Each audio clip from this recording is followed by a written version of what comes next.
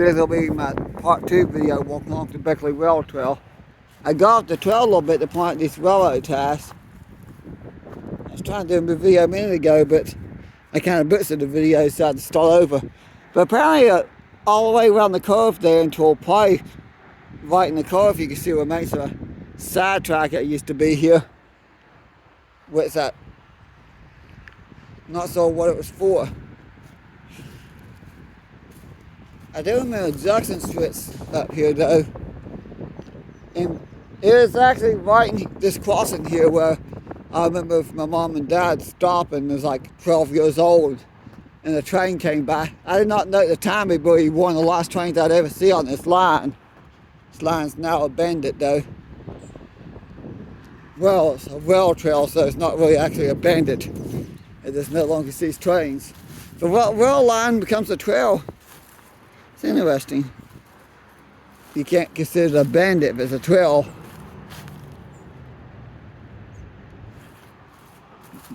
It may be abandoned by trains, but not people. Apparently there's a huge building here at one time. I don't know if it's I think it's a, I'm not 100% sure, I believe it's like a train station or something. You can see the little parking area down there. And you got that building there. In this section. I'd like to take a closer look at a lot of this, but I don't want to fall down the hill to do so, or fall off the wall to do so. Apparently that building is literally built against the wall, but from what somebody told me, there was a nice passenger station here at one time back in the day. And you looked in there, all this area, you can get on the train and go places. I do remember the tracks and the trains. And up here's the Beckley newspaper office. As long as I can remember, all that's been here is just a high wall and foundations. I'm like almost 40, I'm in my late 30s, getting ready to turn 38, so I've been around a while. I've got to be careful. I've noticed this before, but never got a close look at it. Oh, I thought I went in the ground. Huh. Yeah, it looks almost like, no, this couldn't have been a bridge. Now, that might have been a buffer for trains. They probably had to stop there, they couldn't go past there. I know there's 2 tracks here because the railroad ties are still here. And it actually, that could have been a buffer for trains because there's not enough room for a 3rd track. There's only enough room for 2 tracks, so I was wrong there on that assumption. Of course. Okay. That's some kind of motion sensor thing. There's also a spur here. I remember the side spur actually getting into the Beckley newspaper office. At one time they actually had to get the paper from by rail.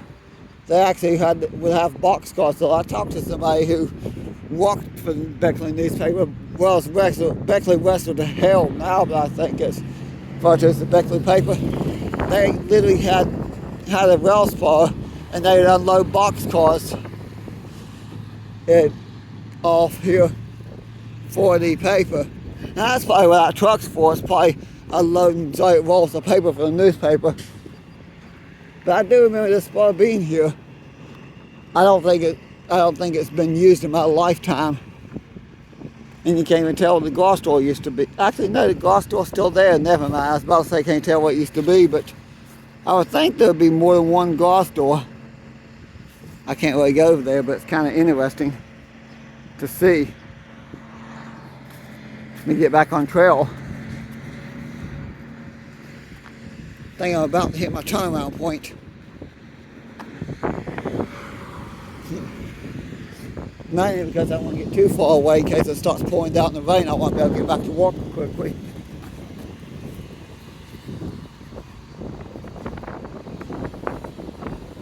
trail closed at dusk. Here's where it splits up. I don't have time to go on the, or the weather's gonna stick with me either.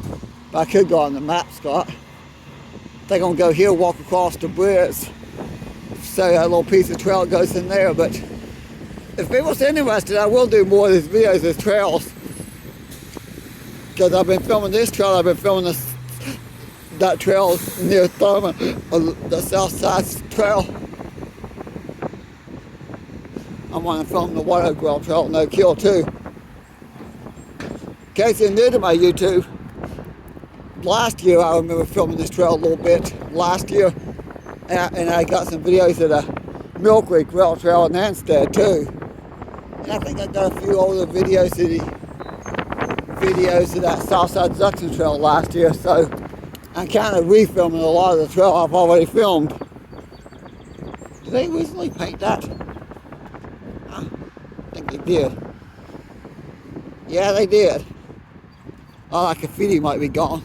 If that's the case, I better film it now because sad to say the graffiti could be back. I'm definitely gonna come back. That storm is getting closer. Oh wow, that looks nice. It's not, apparently has been somewhat recent. Because last time I was here was probably back in the fall, and there's a lot of graffiti here. Built by the Beckley Steel Company, 1950. That's interesting. Beckley Steel was a famous company back then.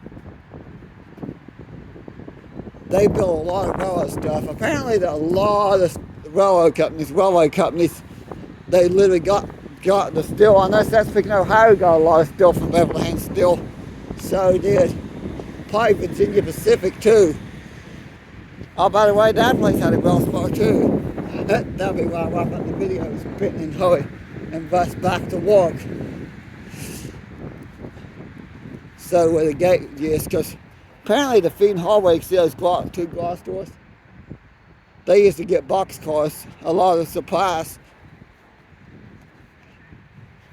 I'm trying to remember what that was called.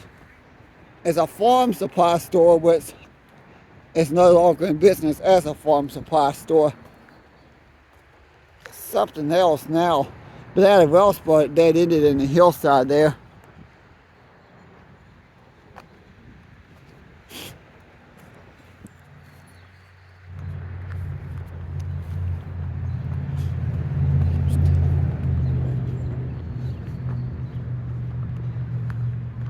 I did not say the date. I'm filming both these videos on the 17th. And it was a spur of the moment thing. I didn't expect to be at work, so I expected, well, technically I was at working time, but I didn't expect to not be able to clock in because it's so slow and dead.